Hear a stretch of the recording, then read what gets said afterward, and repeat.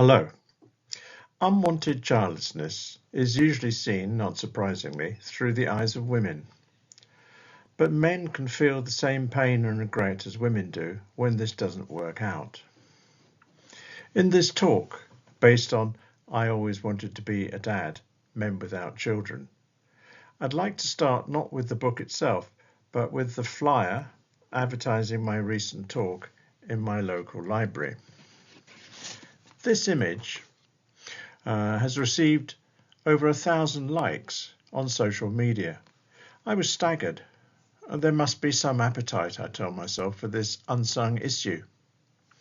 But I was even more staggered that 95% of those reactions came from childless women, not from men.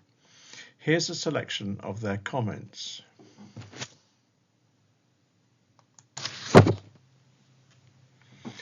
The first one said, "Congratulations, it's brave of you to make a book about being childless. I hope other childless men will read it too and look up to you as their motivation to go on in life. Thank you, we truly appreciate you as a man who voiced out your experience. Thank you for your vulnerability." And another, "If we think women's resources are lacking, men's resources are almost non-existent. I felt awful when my husband and I went to our library and there was not a single book for men going through childlessness. I was heartbroken for him. He got in the car and just sobbed. He was so lost. I just want you to know how extremely grateful I am that you've written something like this." And Baroness Lynn Featherstone, former Liberal Democrat MP, read my book and gave me this review on Amazon. "So raw you can feel the pain, such an honest telling of a story never spoken. I read the book because I'd never really thought much about how men who don't have children feel. And now that I have, I hope I have more understanding." The author is incredibly brave to pull back that curtain and put it all down to help us understand, even just a little. And then there were comments from men. 3 of them went like this. One said, "Good for you." The second, "Amazing work, brother." And the third, "I bought your book. I need to read it because life has come to a virtual halt as a result of not being able to have a child. However, I can't pick your book up because it means I need to accept my fate. Yet on the other hand, I do need to pick it up and read it to get help since nothing else is working. Basically, I'm stuck." You hear the difference. With the men, it's either a perfunctory reaction of a few words or unremitting raw pain. Conclusion?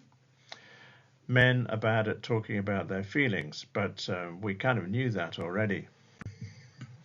So here is the book. My book, I Always Wanted to Be a Dad, Men Without Children. No surprise then that it is women who largely articulate this issue.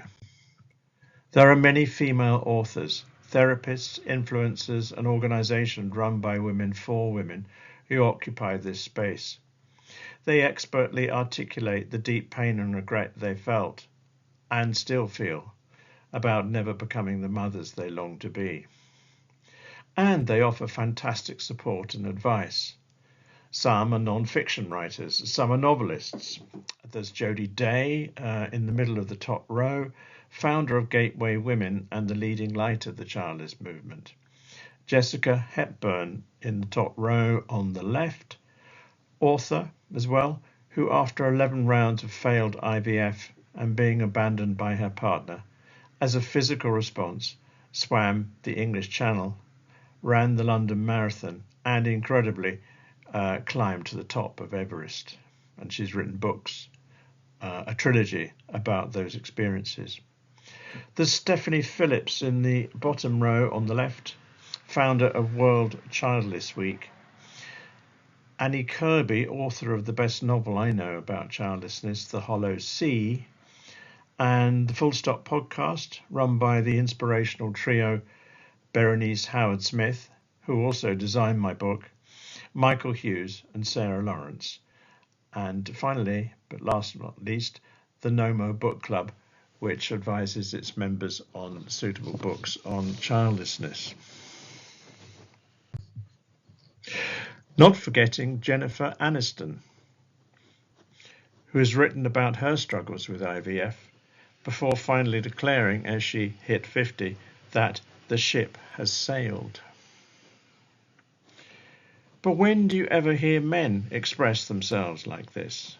Their voices on this issue are still muffled mutterings from a distant room, except perhaps the dear and much missed Benjamin Zephaniah, who died recently, and he spoke eloquently about his own infertility.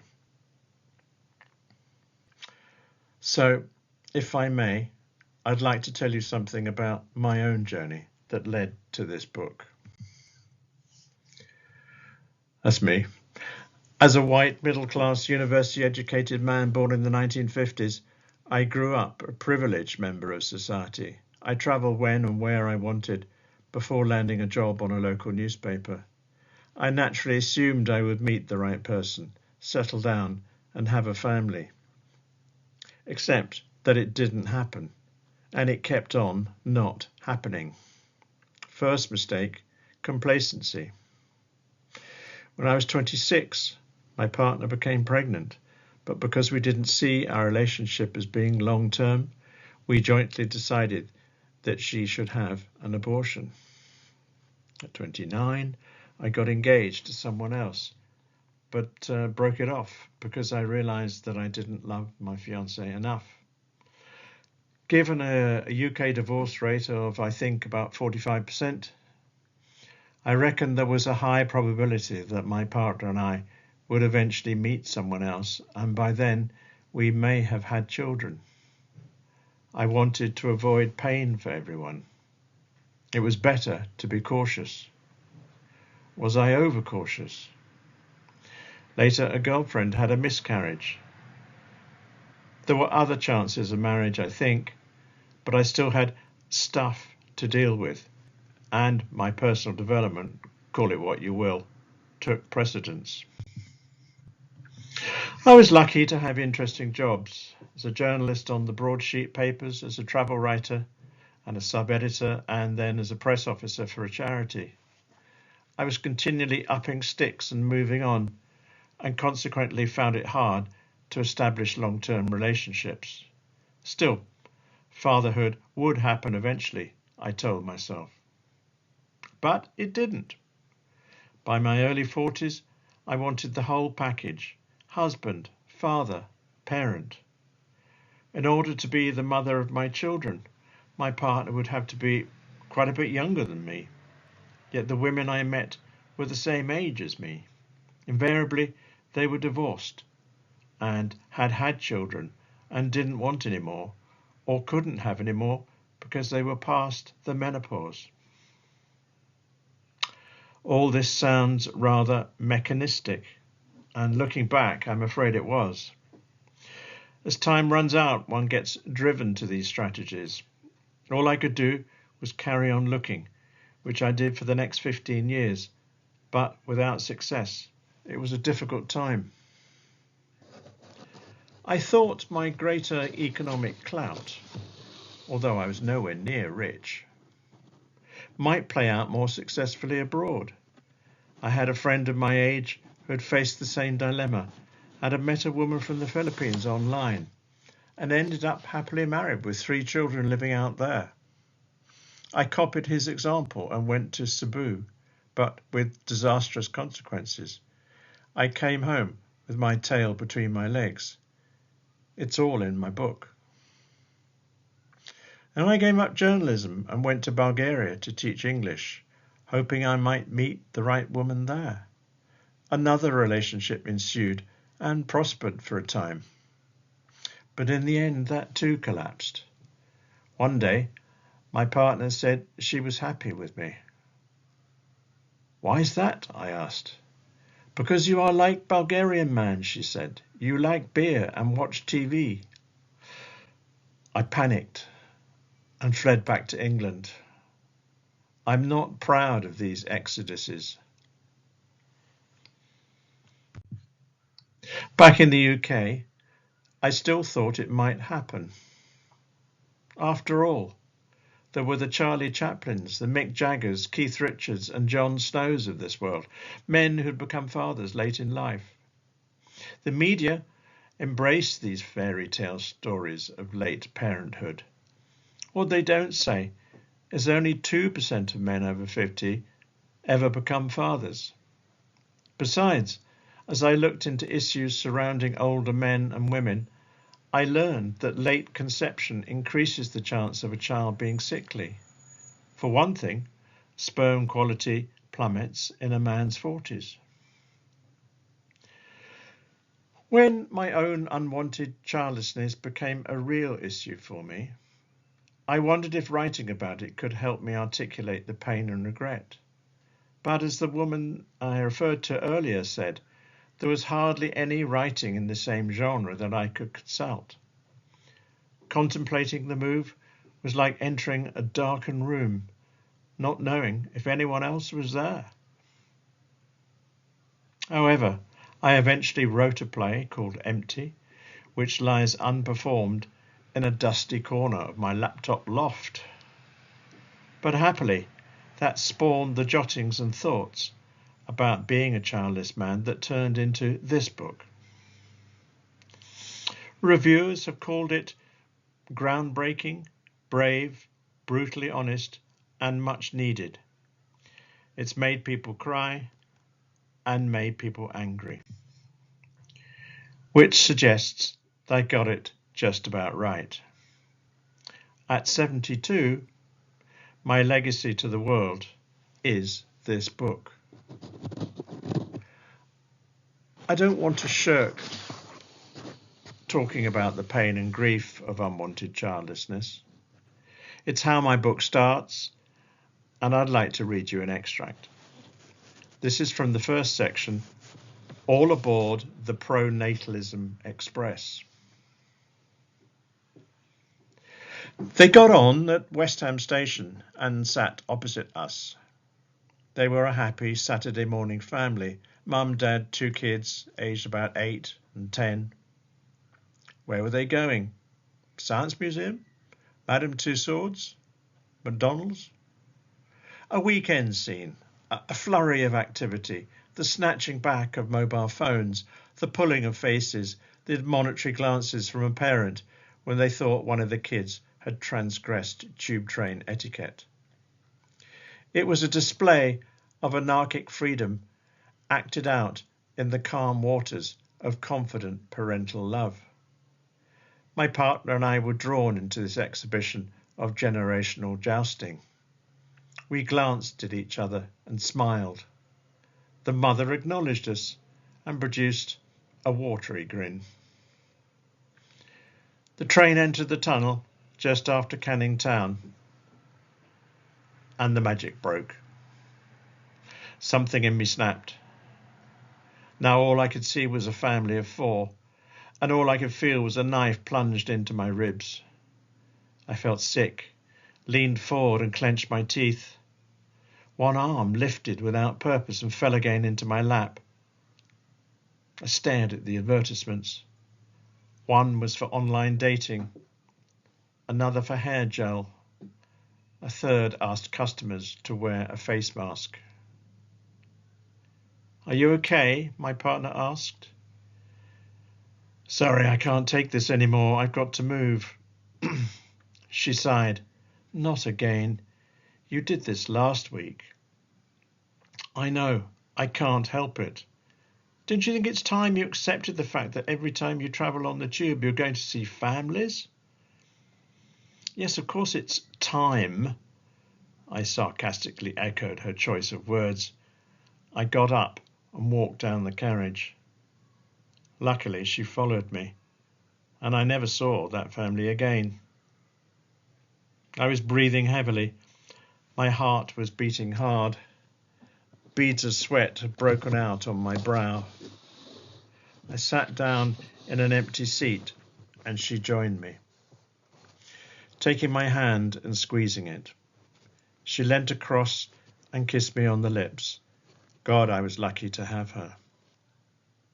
Sorry, but I just can't stand it. Staring me in the face like that. Mocking me for all I haven't achieved. That was in fact a true event. Despite men's relative silence on this issue, I'm not completely alone. Research by Dr. Robin Hadley, the world's leading academic on male childlessness, shows that an incredible 25% of men over 42 are childless compared to 20% of women. But the Office of National Statistics doesn't record it, thereby making childless men even more invisible. Robin's book, How is a Man Supposed to Be a Man, is a masterpiece, without which I couldn't have written my own book. He's particularly eloquent about broody men. As you've probably gathered by now, I'm childless by circumstance rather than infertility or choice. Those who are childless through either partner's infertility often undergo horrific rounds of IVF, so their grief when it doesn't work out is double-edged. Yet it is tangible. The burden for those left childless by circumstance is that there's nothing to point to. It's just one great cavity of unfulfillment. I'd now just like to show you a short video that two childless men made for me to help me in my marketing of the book.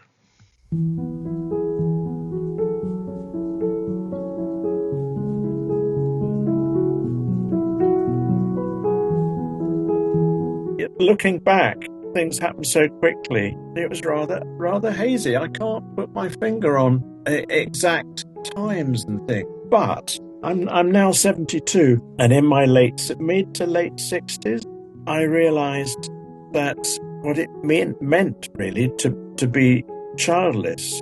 I suppose, like a lot of guys who end up childless not by choice for reasons other than infertility, there were periods of perhaps, in my case, complacency. I just thought it would happen, that I would meet the right person and become a father. And then it really hit me in my mid-60s. It was very unlikely that I would have children.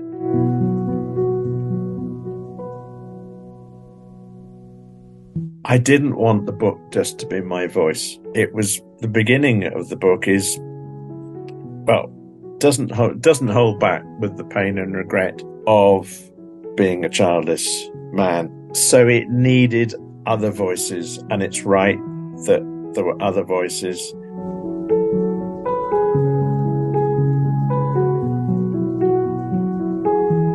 I was so driven, and the journalist in me wanted to put it out there because there wasn't very much. I mean, I've written privately through my life. I know I've written poetry and written things that nobody else has ever seen. Writing that is very private. Paradoxically, this book is the most private, personal thing I've ever written, and I've gone and publicized the thing.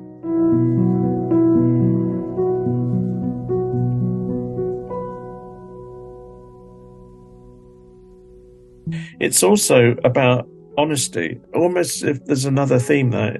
It is about being childless, but it's also about an experiment in being honest.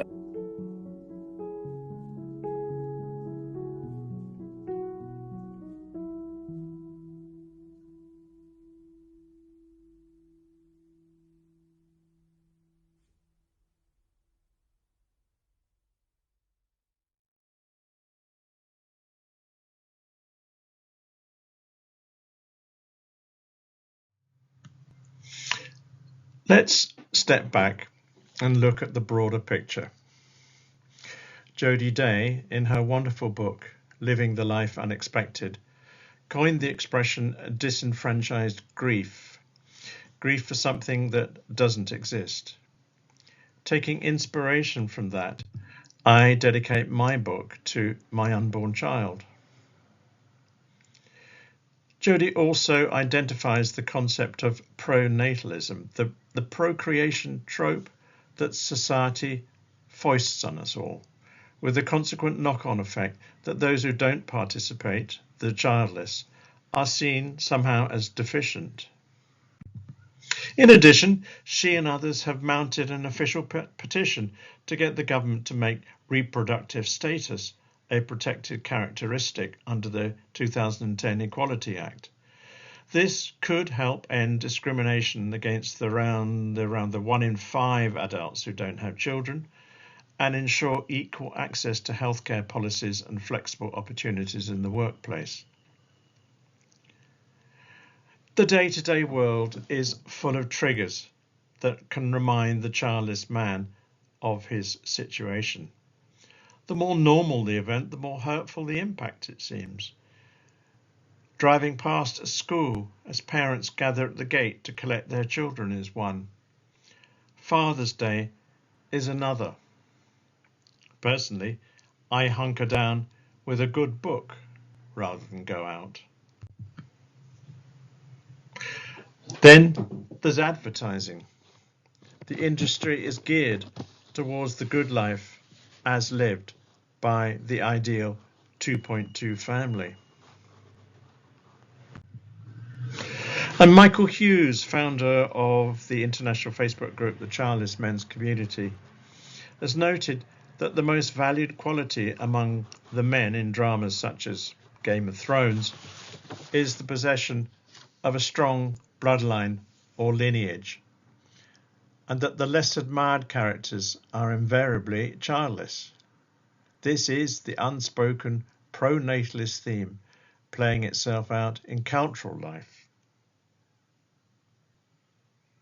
The childless must have at the ready an answer to a number of questions, the main one of which is, do you have any children? Unfortunately, this is territory rich in grim humour, and the childless community often ghoulishly swap possible answers. No, I forgot. Or, not so far as I know. Or, not the last time I looked. Or, that's rather a personal question when we've only just met. So, presumably, you do have kids. Why? Remember too that the only people who ever ask that question are parents. What's more, they use it as a lead-in to talk about their own kids. Another triggering introductory statement that can be devastating is, as a mother or as a father, I personally have yet to summon up the courage to start a conversation with, as a childless man, but I may do one day. Then there are the pieces of advice like, have you thought of adopting? Or why not get a dog? I guess they mean well, but please think before you speak. A while back, I conducted a survey with members of the Childless Men's Community about being childless. The men's responses are included in my book as personal heartfelt testimonies, interspersed between my own chapters. There's about 20 or 25 of them. And it's time to give the floor to one of those extracts that make up such an important part of my book. This is from Jan, and he writes, every day I grieve for not being a father. It's the biggest loss of my life, and it makes me feel so sad. The grief is mixed with anger, frustration, unfairness, hopelessness, and envy. I talk to very few people about it, not even my closest family. I find people would have more understanding if I had cancer. So what happens when someone doesn't become a parent? When there's no outlet for an adult's deep desire to nurture. I devote one section in my book to what I see as things they miss out on. And here's a short selection. Sensitive care and nurturing, sharing the joy of being a parent, coming up with creative solutions, passing on practical skills, playing games, giving encouragement, offering guidance, reading stories. However, I'm sure hard-pressed parents could come up with an alternative and completely different and yet harrowing list. Surely the need to nurture is deep within us, and usually that drive is met by becoming parents. The childless have to find alternative strategies, and if they don't, mental health issues could arise. I often employ the words unused and underused because that's what it feels like. Surplus to requirements. At 54, I left journalism and became a teacher, which provided something of a nurturing substitute, but it wasn't the same, of course. I was teaching business English to managers from Western Europe, and I think my caring approach unsettled some of the more hard-nosed executives. Little did they know the role that they were playing out on my behalf. But usually it worked just fine. This is not a pretty business. I've known the childless take delight in the trials and tribulations of parents. And where is the justice in an older childless man being berated for expressing a desire to be a father late in life, as I have been, when a good number of fathers are absent, alcoholics, drug dependent, abusive, and well, just not very good fathers. Sometimes one wonders if one could have done a better job. To many men, particularly more traditional types, leaving a legacy and the continuation of the family name is important. The childless have to create their own legacy. Not only will the childless not become parents, they won't become grandparents either. Who invariably looks after older people when they become infirm? It's usually their children or grandchildren in varying degrees. For those who are single and childless, it's a double whammy of loneliness, and the numbers are growing. This will have massive implications for state healthcare provision in the future. There are other, more subtle aspects of life that those without kids can miss out on. Things like abundance, chaos, the unexpected. In a section called Voices, I express this. This morning I walked past an open window of a house further down my street. A myriad voices and cries were pouring out into the damp air. They were using a language different from mine, and I didn't understand a word. There were children's cries among them, talking fast, overlapping, interrupting, arguing, laughing, unpredictable, teeming. And that's what we, the childless, largely miss out on. Life that teems and is unpredictable, uncontrolled, the disordered life of joy and of passion. We, the childless, pronatalism's flotsam and jetsam, are often left speaking in hushed tones, leaving us with quietness and regret.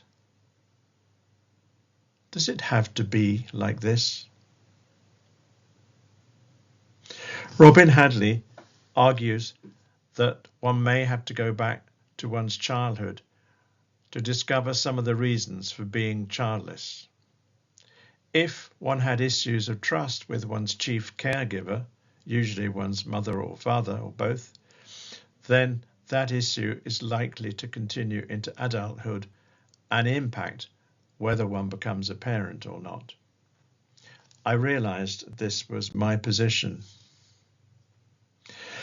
There's an inspiring annual event that I've referred to before called World Childless Week.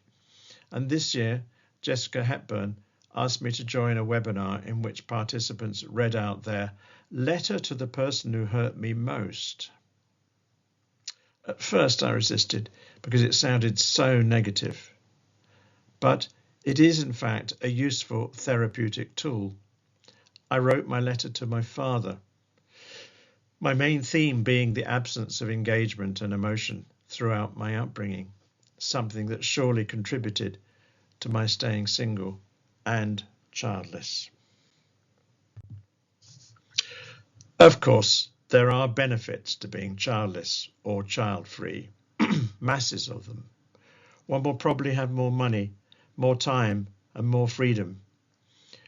You don't get woken up by crying babies. Oh, except the ones next door through the wall. I can go on holiday more or less when I want and where I want.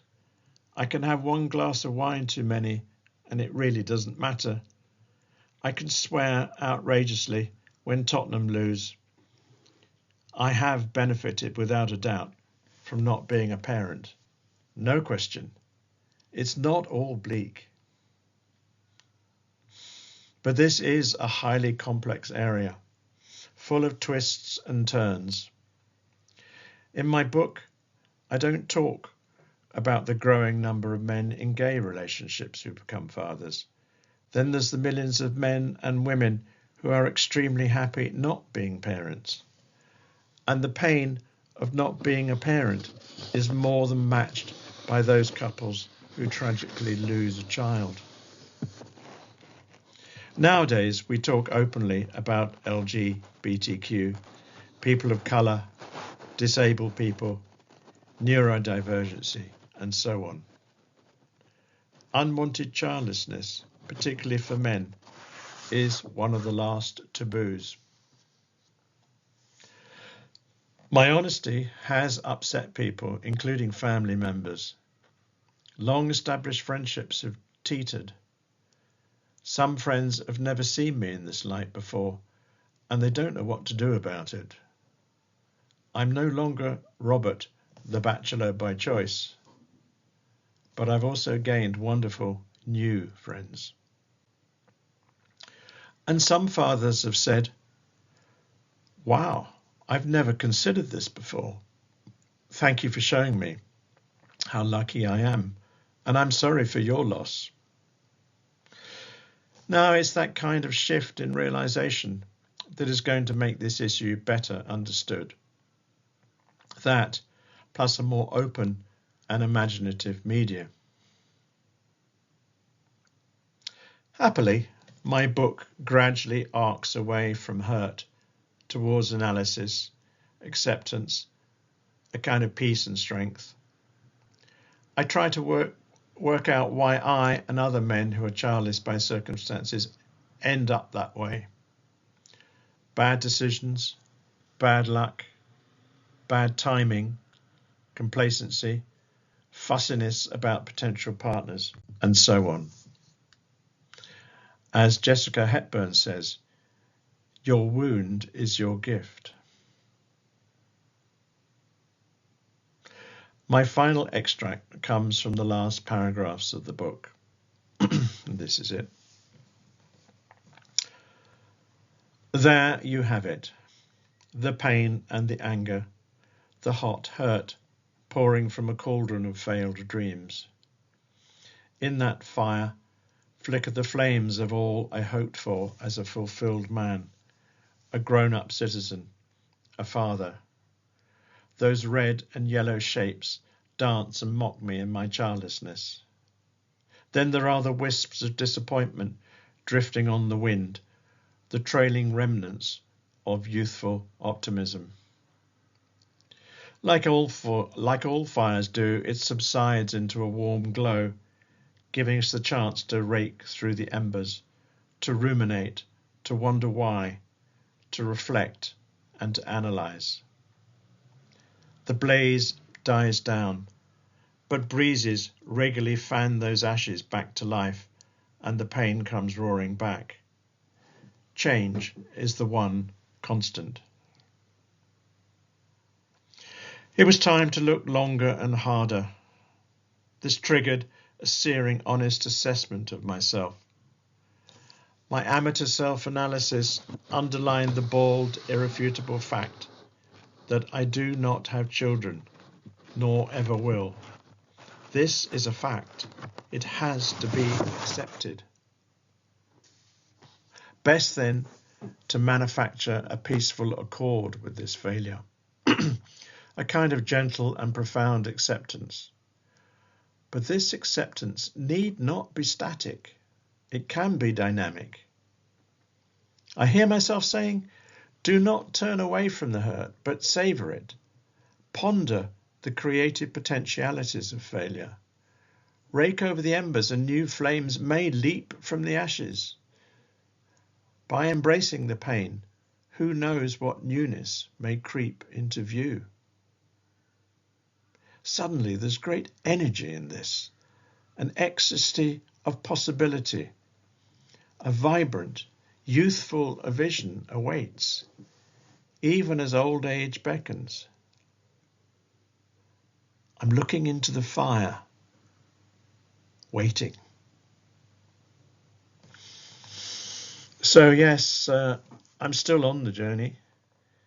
It's just that the landscape contains fewer precipices and more rolling fields. The grieving and the pain are quieter now, but they never go away. The plain fact is, I should have been a dad. The grief of unwanted childlessness is a real condition. Thank you for listening. And my book is for sale on Amazon. The paperback costs £10, the hardback £20, or it can be ordered through my website, and there's more material about the book on there, robertnurden.com.